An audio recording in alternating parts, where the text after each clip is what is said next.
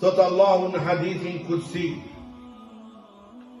Hadithin e transmeton po ashtu Ebu Hurajra.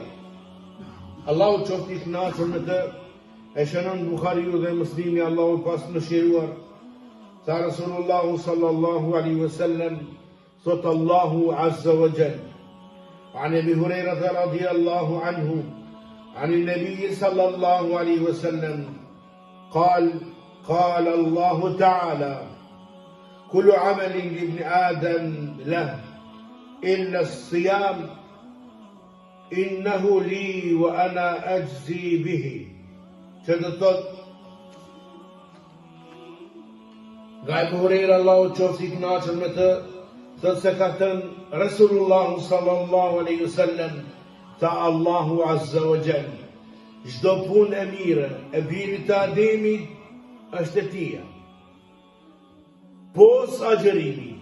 Agjerimi ka lidhje drejt për drejti me mua.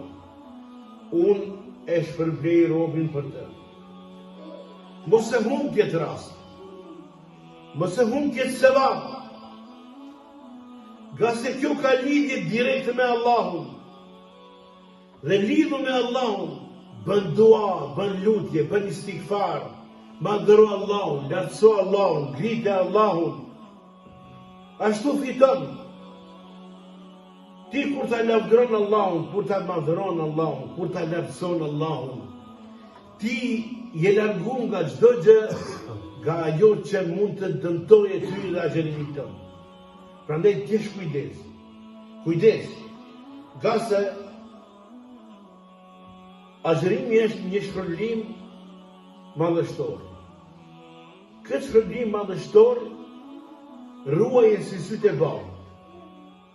Prandaj sa është shpërblimi, askush nuk e di.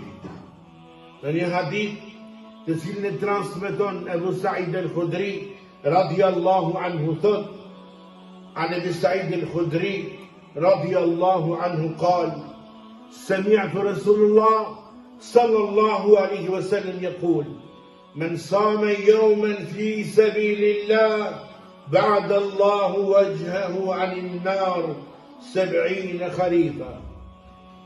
Çdo nga Ebu Sa'id al-Khudri, Allahu qoftë i kënaqur me të, thot e kam dëgjuar Resulullahun sallallahu alaihi wasallam duke thënë: kush agjeron një ditë për hir timi, për rrugë të Allahut, Allahu do ja largoj fytyrën e tij nga zjarri i xhenemit 70 vjet.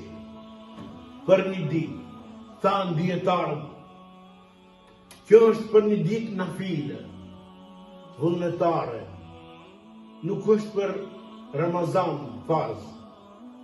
Dietarët thanë nëse është shpërblimi për një nafile, për një ditë, të largohet fytyra sa 70 vjeshtë.